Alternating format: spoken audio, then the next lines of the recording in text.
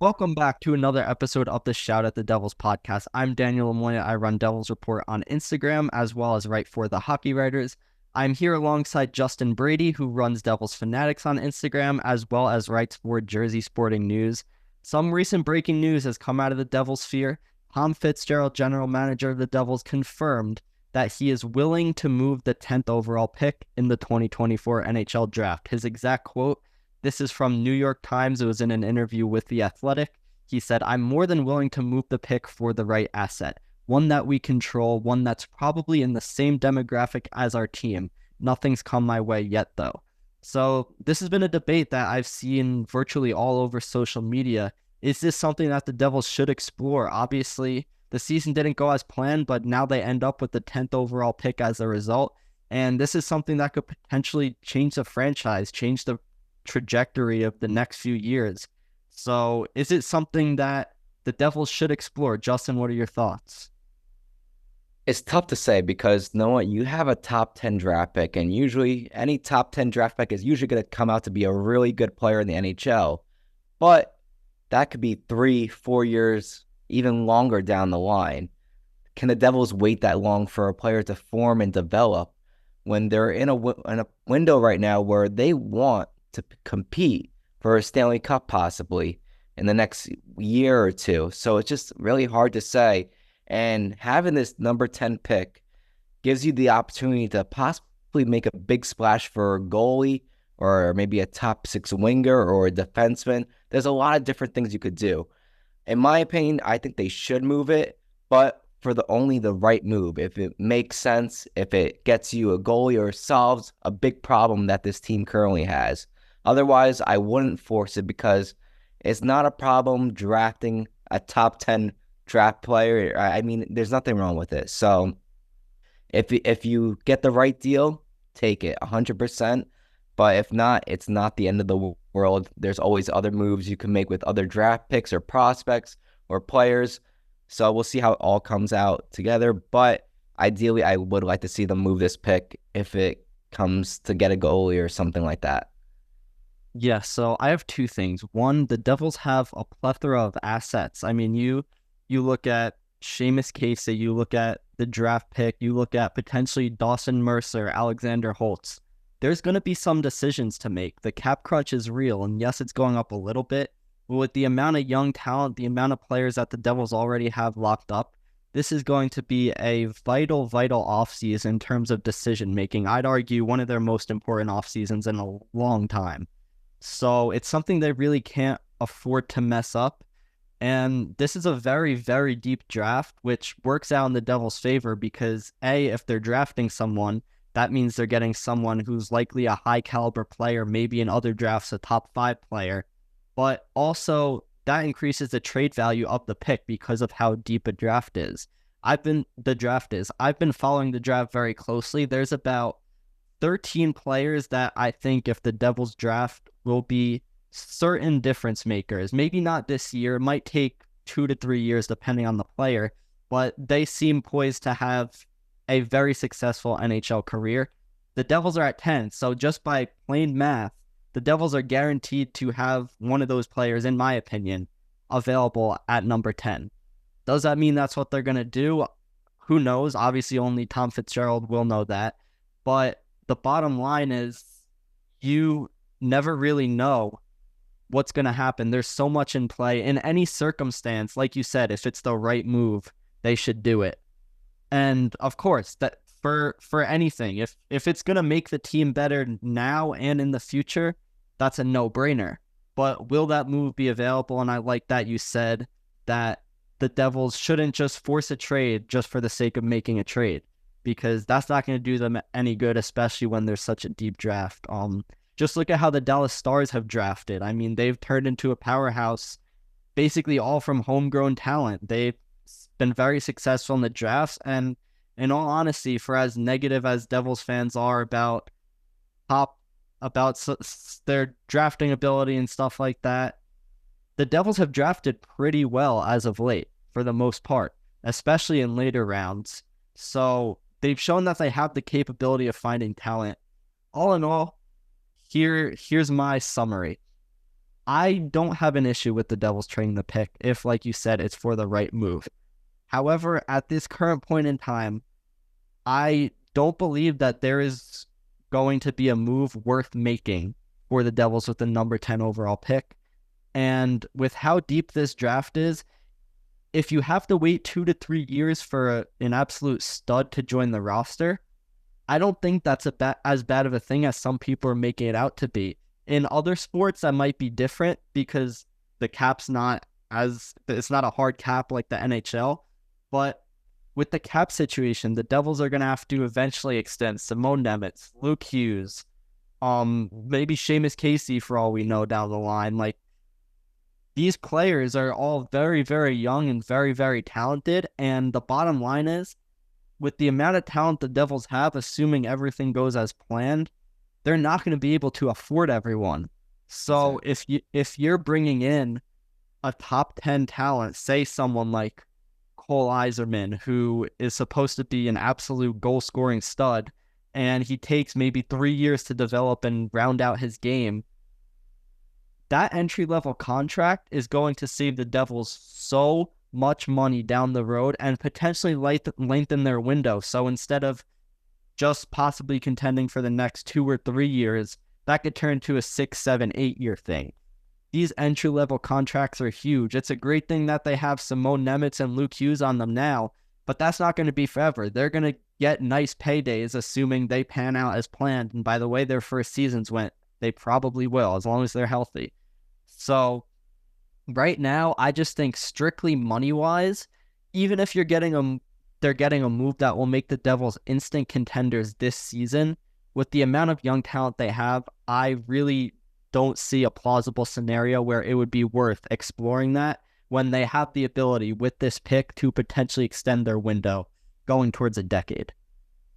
Yeah, no, I totally agree with you, Daniel. I think you still want to build towards the future. That's the thing. Yes, the Devils, if they make a move, yes, could help them in the next 2, 3 years, but maybe drafting a player could help them even more for the next 6, 7, 8 years. It's good to have guys who could step up into roles once you lose a couple players, because like you said, the Devils are not going to be able to afford everybody. It's just the truth. It sucks, but it's just how it is. They're definitely going to have to let go of some key players in the future, and that's going to suck. But in that situation, you're going to need some young prospect or young player to step up into that role to fulfill it. So, and that's how dynasties are made. That's how it works.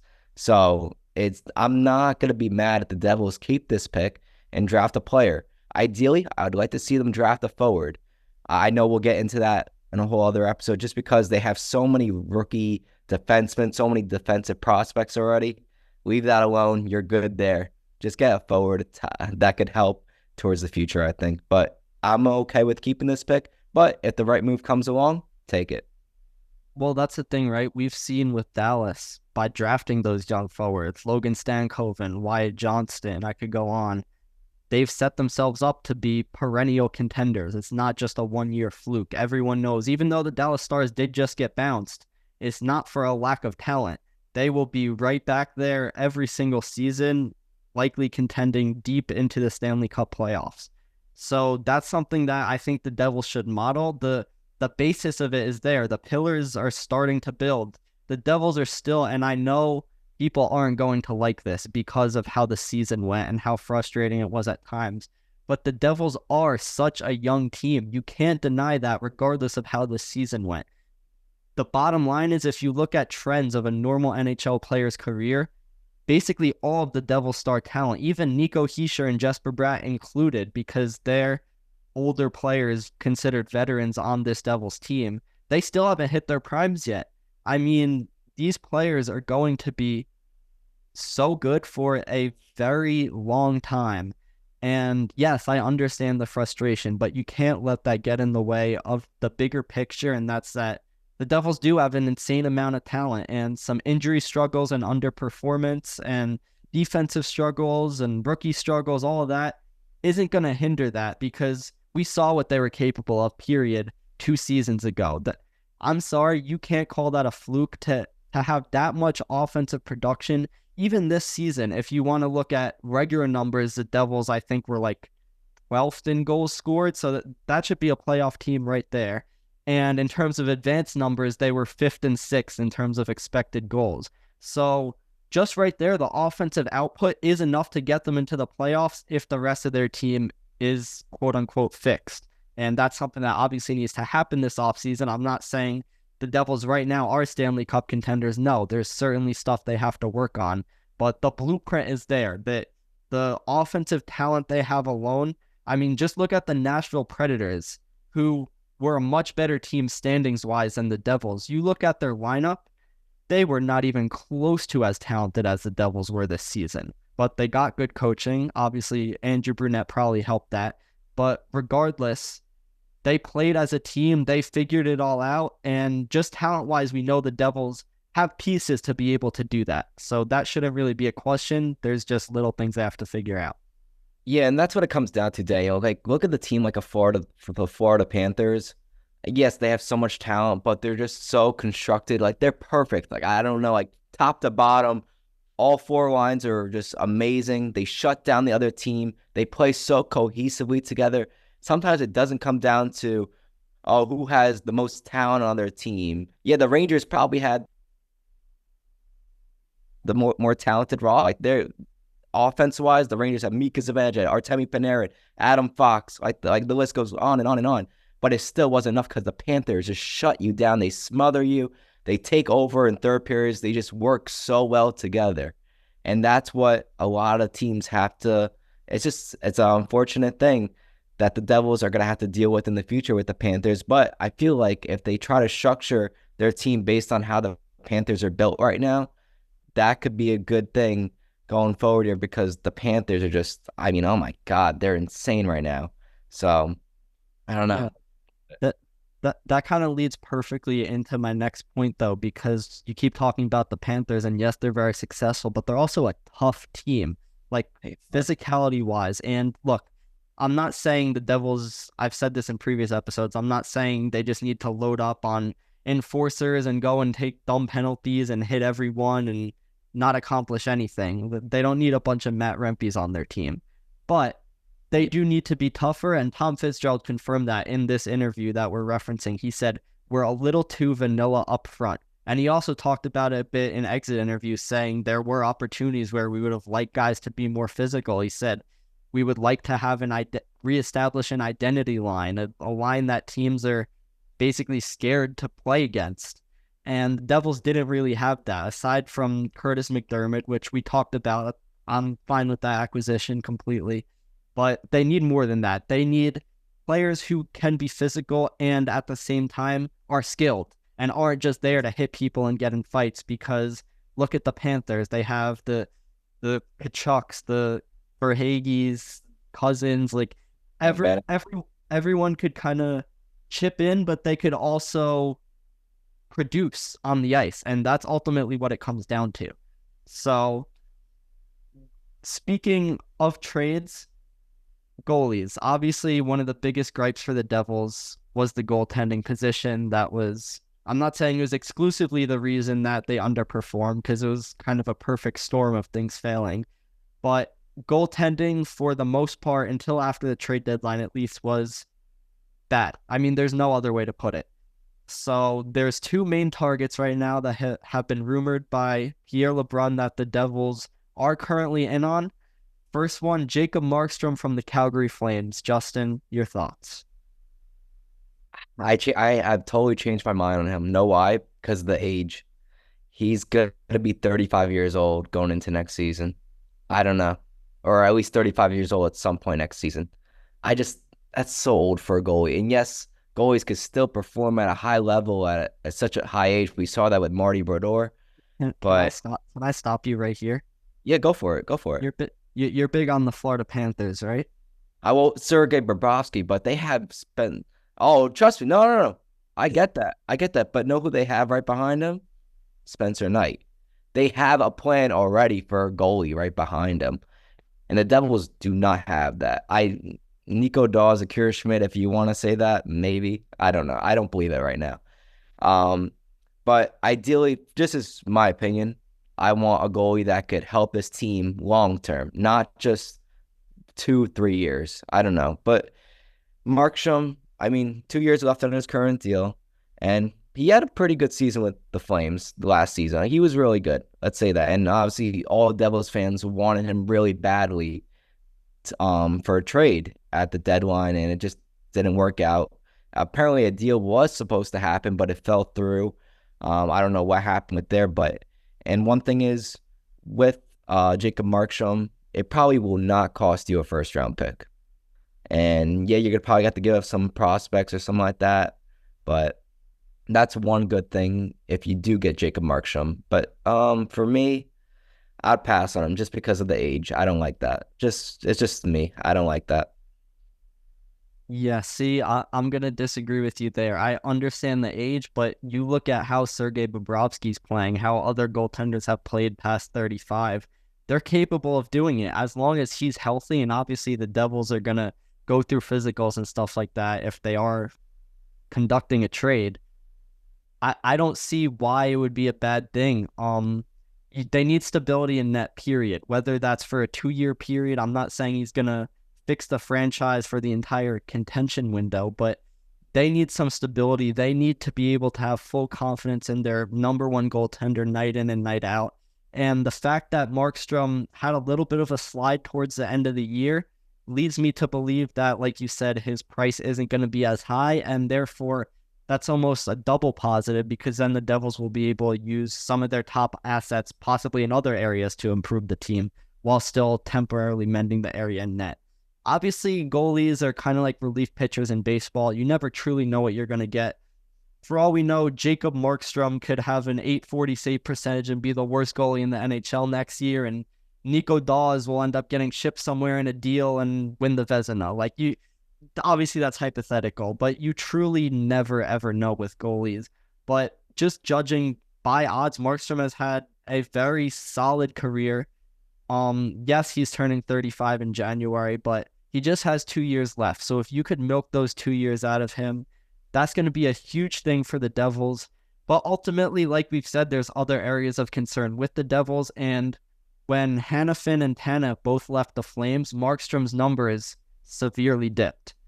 And it was the same thing with the Devils and some of their netminders. Not that Vitek Vanacek was really good at any point, but the defense didn't get it done in front of their goalies a lot of times. And that has an effect on goaltenders, something that I even think analytics can't fully explain. So the bottom line is, yes, they're young, but the Devils' defense has to be a lot better. And that's another thing Tom Fitzgerald emphasized. He said, I am looking on the back end as well. And that's something that he obviously has to do. That shouldn't even go without saying, because the Devils defense just simply didn't get it done. And there's a lot of options out there. There's a lot of options where the Devils could upgrade, and they have trade chips. Possibly John Marino is someone that they could move on from. That's not that he's been bad per se, but if they have the assets to able to make the cap work, why not upgrade from someone like that and potentially get better? A name that I've looked at is Shea Theodore. He's only 28 years old, averages 50 points per season, 97 blocks. He missed some time with injury this season with Vegas, but he was near a point per game when he was healthy.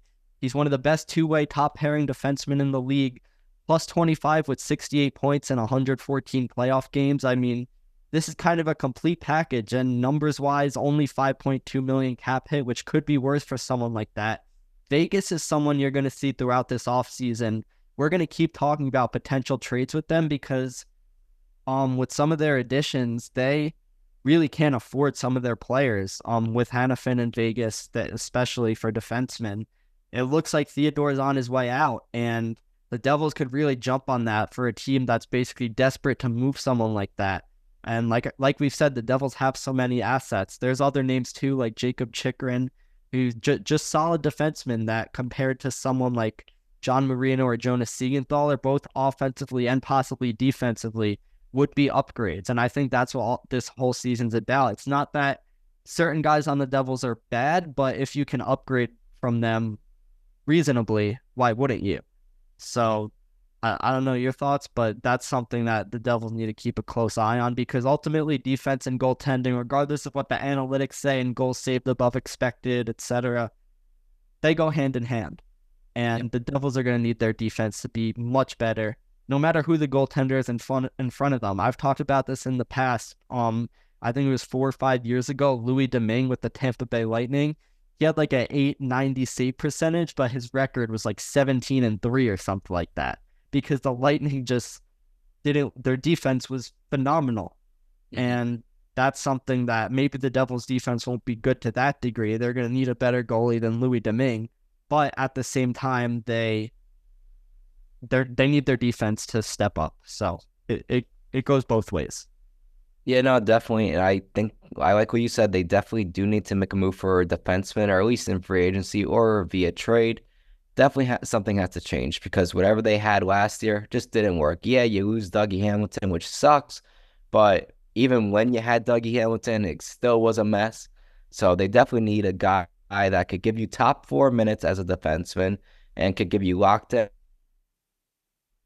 like could be a lot at some offense. And I mean, that's what kind of like John Marino was like the year prior to this season, but then he kind of like fell off a little bit. And then obviously Siegenthaler dealt with a lot of injuries this season with a broken foot, and he just, I don't know, he was a former, like a total shell of the player he was the previous season. So if they are going to stick with these guys, Siegenthaler and Marino, we just got to hope they get back to the way they were in 2022. But if not, I think a move definitely has to be made. And I like that you brought up Shea Theodore. That's a good name. Jacob Chikrin's another great name. So definitely a lot of moves that they can make out there, and we'll see how it all ends up. But we do have to bring up the other name that the Devils are targeting for a goalie, and that's none other than Linus Ullmark. I think this is the guy that I want more than anybody. I think the Devils have to put all their chips in on Linus Ullmark. Just in my opinion, he's 28 years old. He's maintained at least a .915 save percentage over the past 5 seasons. And yeah, he probably will cost the Devils a good amount, but he has 1 year left on his contract, which is a good thing, because the Devils could use that as an advantage to get maybe a cheaper deal probably out of it. And I don't know, we'll see what happens. Maybe they do like a trade and extension thing, kind of like how they did with Damon Severson in Columbus. They could possibly do that or something like that. I don't know. But Linus Ullmark, in the 2022-23 season, he was the best goalie in the whole NHL, and nobody could like deny that. He won the Vezina trophy, right? Correct me if I'm wrong, right? He was the Vezina winner. And even this season, he put up a .915 save percentage with, I think it was a 2.58 goals against average. Amazing stats right there. And he was even the main starter. He was like the 1B goalie in Boston. But even when he was a starter in Boston, he was really good. The Devils have to get him, I think. Get him on a 1 year deal. It's only a $5 million cap hit, which the Devils could most definitely afford, and they can make an extension work with him, no doubt. So I would put all my chips on Linus Ullmark right now. See, I'm kind of 50-50 on Ullmark. I see the vision, I do. But I believe it's 8 of 10 seasons in the NHL that he's been a backup. We don't know if he'd be able to have that workload for a full season. I mean, he's done it in the past, but not for stretches of seasons. And if you're giving up some high assets, like the Devils have some top assets, you want to be 100% sure that this guy is your goalie of the future, no questions asked. And that's the first thing that concerns me. Second thing is I'm losing my train of thought. Oh, yes. Okay, I remember. Playoff production. Linus Ullmark in the playoffs historically has been straight up bad. I mean, you look at his numbers, I'm pretty sure well under 900 save percentage. For some reason, he just can't put it together in playoffs. And like we saw with Vitek Vanacek, like we saw with Tomas Tatar, for some reason, there are certain players that aren't cut out for playoffs. And it hasn't been a huge sample with Linus, but it's enough to make me a little bit concerned if, like I said, the Devils are giving up top assets. Jacob Markstrom, on the other hand, has phenomenal playoff numbers, though that is also a small sample. So I feel like there's no perfect answer here. Like I said, with goalies, they're like relief pitchers in baseball. You really have no clue what the hell is going to happen. But Yeah, look, sorry to interrupt. Look at Stuart Skinner. Wow, like what a run he's had in the playoffs, and he was like considered like a bottom tier goalie just a year ago. So yeah, you really don't know how it's gonna all end up. Stuart Skinner was literally the center of all goalie related memes for a solid like month in the beginning of the season. Like he was what NHL fans would call cooked, and now he's here starting in the Stanley Cup final. So it's really like you truly never know, but you got to make what mathematically seems the best decision. And I think that's why, not that I'm opposed to Linus, because I think without question, if the Devils do land Ullmark, between his success and Keefe's, the Devils are going to the playoffs, but it's just a matter of what they could do after that. Because if you get to the playoffs, like we saw 2 seasons ago, it's great.